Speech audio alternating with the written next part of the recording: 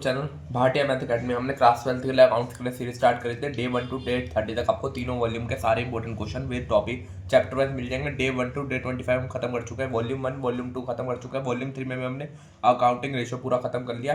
Cash flow का भी मैंने एक क्लास डाल दी थी, नॉर्मल कमेंट कर रहे थे। कई दिन से नॉर्मल बिजी था, नॉर्मल तो स्टूडेंट्स के लिए मैं वीडियो नहीं डाल रहा था। नॉर्मल अकाउंट्स के कमेंट कर रहे थे, नॉर्मल अकाउंट्स पे भी ध्यान दो।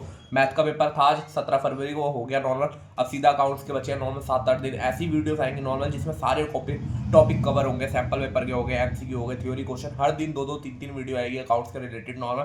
आप उसको अच्छी तरह कर लो। मैं कह रहा हूँ मैथ का पेपर बहुत अच्छा गया नॉर्मल, जो सीरीज में से कराया था वही आया। अकाउंट्स का भी बिल्कुल वैसे ही होगा जो हम कर रहे हैं नॉर्मल, यही क्वेश्चन आपको आएंगे। आपको अगर चेक नहीं हो और चैनल पे जाकर देख लो, मैंने वीडियो डाली है। जो हमने सीरीज में क्वेश्चन कराए थे 10th क्लास के लिए मैं बता रहा हूँ, वही क्वेश्चन सेम आया है नॉर्मल। उनको स्टैंडर्ड के पेपर में और बेसिक के पेपर में कई क्वेश्चन आए। बेसिक का पेपर हार्ड गया है, स्टैंडर्ड के पेपर में सारे क्वेश्चन वही आए हैं जो हमने सीरीज में करे थे। सेम क्वेश्चन आए विद डिजिट। अकाउंट्स में भी ऐसे करेंगे नॉर्मल, जो थ्योरी क्वेश्चन करेंगे सैंपल पेपर में टॉपिक करेंगे, उससे रिलेटेड आपके क्वेश्चन आएंगे नॉर्मल। सेम क्वेश्चन बनेंगे, बस इधर उधर का हो जाएगा। क्वेश्चन थोड़ा अलग से होगा, बिल्कुल सेम आ गया टॉपिक। थ्योरी के क्वेश्चन जो मैं बता दूंगा 15-20 क्वेश्चन, उससे बाहर एक थ्योरी का क्वेश्चन नहीं बनेगा। सीधा लिख के दे रहा हूँ। मैंने वहां पे भी बोला था कोई क्वेश्चन नहीं बनेगा, यहाँ पे भी कह रहा हूँ कोई क्वेश्चन बाहर का नहीं बनेगा। जो हम करेंगे बस वही होंगे नॉर्मल। क्लास 10th में बिजी था, उनकी वीडियो ज़्यादा डाल रहा था, उनका पेपर था। आज पेपर खत्म हो गया, अब खाली 12th पे ध्यान होगा। अकाउंट्स के पेपर होगा, रोज की 3-4 वीडियो आएंगे नॉर्मल अकाउंट्स के रिलेटेड। कोई सैम्पल पेपर के रिलेटेड, कोई एमसीक्यू रिलेटेड, कोई नॉर्मल थ्योरी बेसिस, कोई सीरीज को कंप्लीट करेंगे। फिर जो 4 दिन बचेंगे 21, 22, 23, 24, 21, 22, 23 3 दिन में ऐसे क्वेश्चन कर लेंगे जो नॉर्मल किसी ने यहाँ करे नहीं होंगे नॉर्मल। ऐसे क्वेश्चन सैंपल पेपर कर लेंगे, सारे इंपोर्टेंट उसमें कवर होंगे। का कैश फ्लो का क्वेश्चन देखो, मैंने डे 25 में वो करवाया था कैश फ्लो का फर्स्ट। उसमें मैंने हाफ पूरा बताया था ऑपरेटिंग कैश फ्लो क्या होता है, उसके कितने टाइप्स होते हैं, उसको कैसे करेंगे। नहीं देखी प्लेलिस्ट में नहीं है, चैनल पे जाकर पहले डे 25 देखो कैश फ्लो का, तभी ये समझ आएगा। कैश फ्लो ऐसा चैप्टर है नॉर्मल, जिन्होंने पहले का नहीं पढ़ा होगा नया चैप्टर कुछ नहीं समझ पाएगा।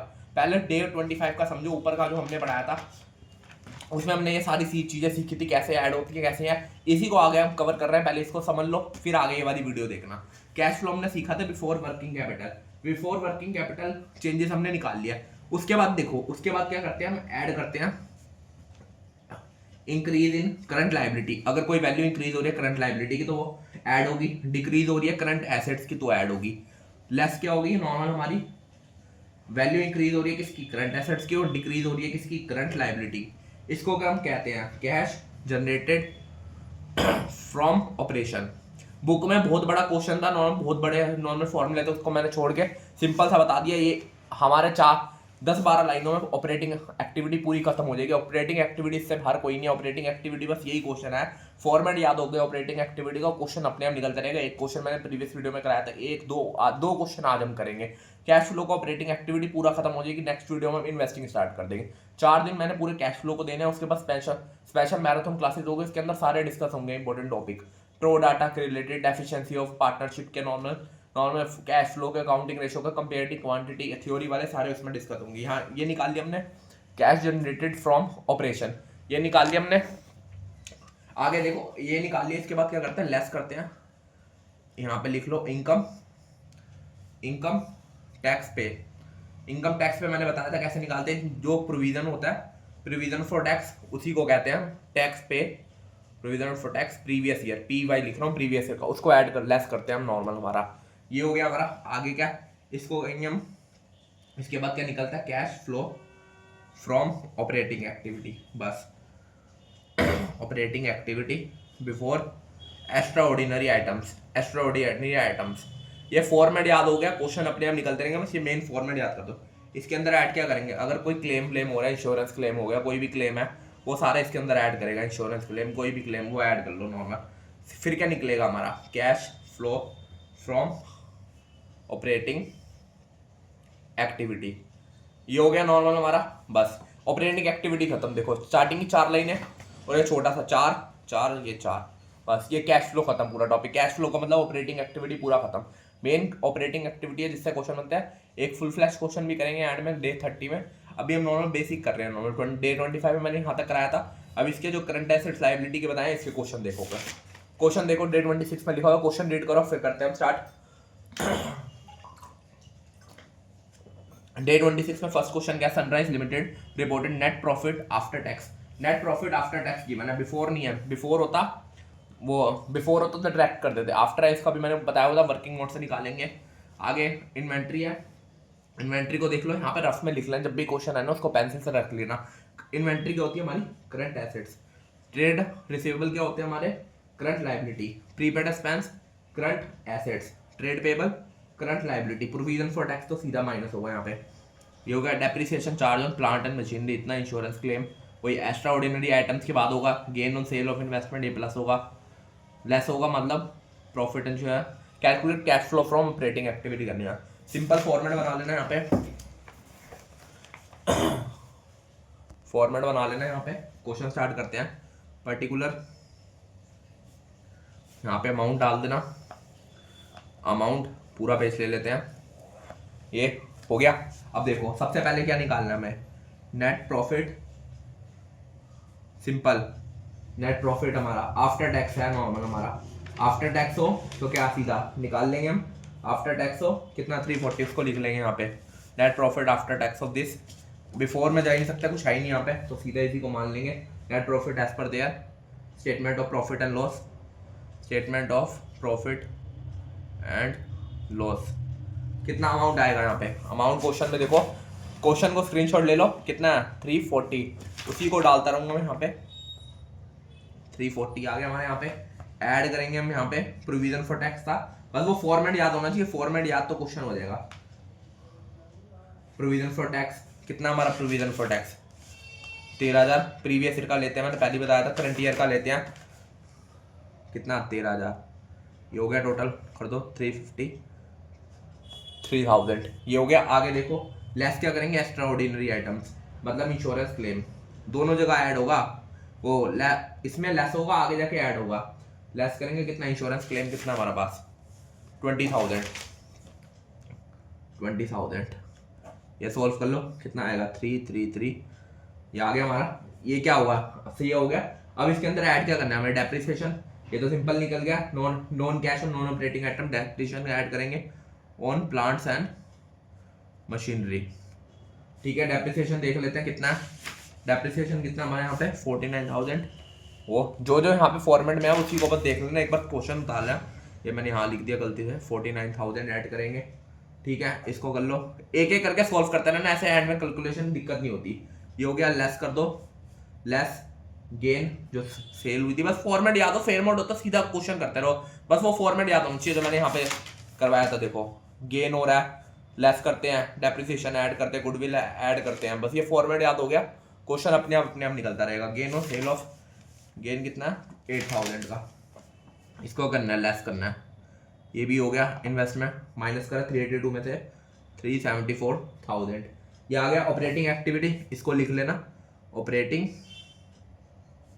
Activity before working capital change.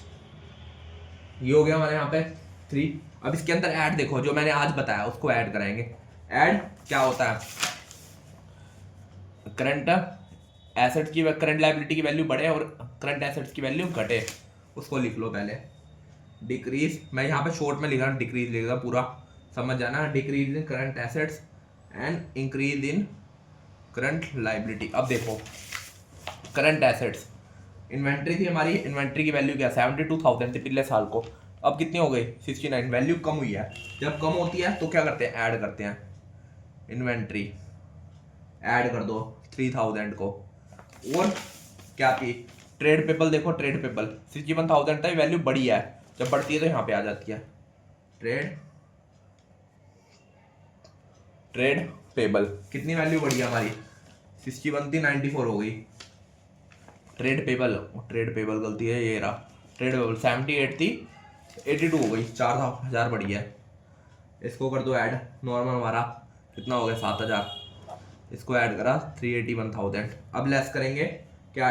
Increase होती है किसकी वैल्यू? करंट एसेट्स की, और डिक्रीज होती है वैल्यू करंट लायबिलिटी की। अब दो बचे हमारे पास। ट्रेड रिसीवेबल देखो 60 बनते हैं, वैल्यू क्या? बढ़ी है, और ये करंट लायबिलिटी बढ़ती है तो क्या? कम होती है, इसको लिख लेना ट्रेड। बस ये फॉर्मेट मैं कह रहा हूँ, बार बार फॉर्मेट याद कर लो, एक क्वेश्चन बाहर नहीं है, फॉर्मेट बस मेन है, छोटा सा फॉर्मेट होता है, उससे बाहर क्वेश्चन नहीं बन रहा, फॉर्मेट बस मेन कर लो। कितनी? 33,000, 11,000 कितनी हो गई? 44,000 माइनस कर दो इसमें से 381 में से, कितना आ गया। बस अपने आप क्वेश्चन होता रहेगा, बस फॉर्मेट याद कर लो।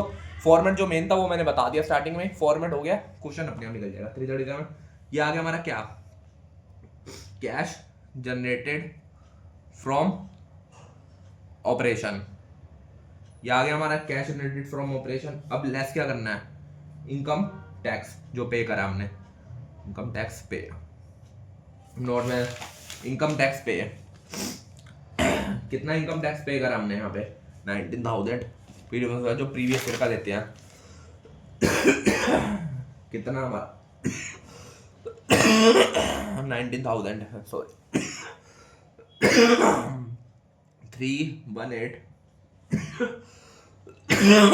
थोड़ी तबीयत खराब है इसलिए कह रहा हूँ, पर वीडियो नॉर्मल बनती रही। मैं कह रहा हूँ क्लास 10th में बन गया तो नॉर्मल पूरा पेपर अच्छा है, 12th का भी बिल्कुल अकाउंट्स का पेपर बढ़िया करवाएंगे normal.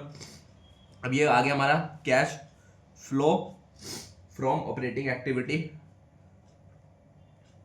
Before extraordinary items. अब इसके अंदर खाली लास्ट टाइम क्या था, लास्ट जो हमने करी थी, ऐड क्या करना है, इंश्योरेंस क्लेम। हमारा पूरा ऑपरेटिंग हो गया खत्म।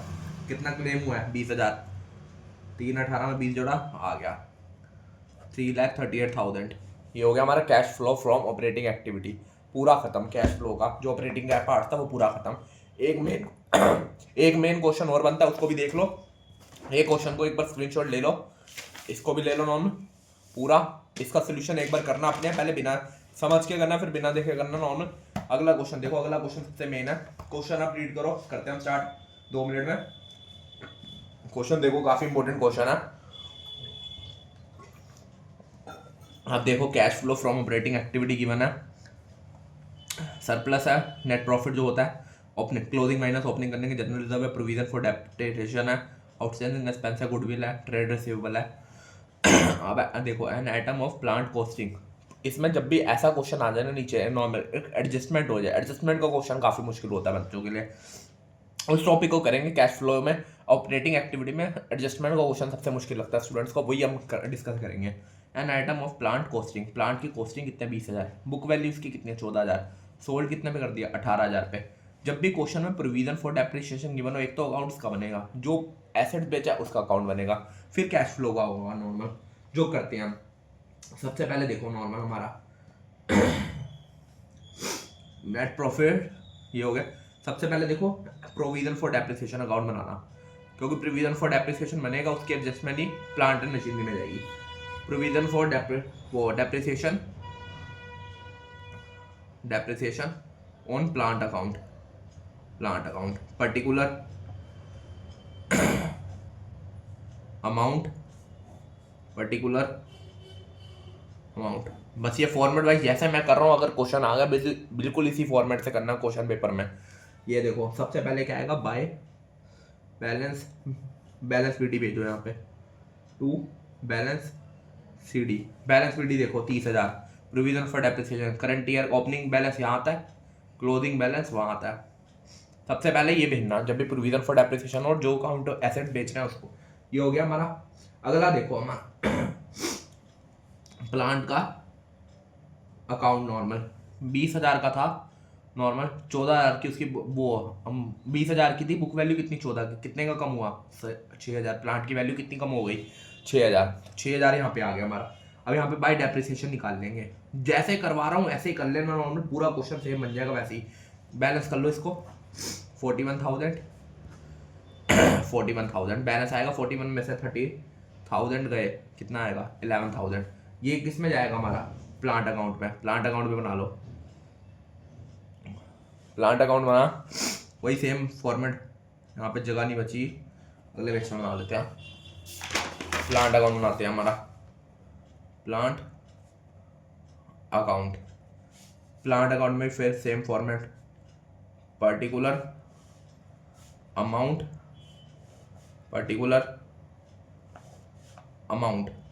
ये हो गया बाय। सबसे पहले जो बेची है ना, सोल्ड करिए कितने वैल्यू में उसको देखो।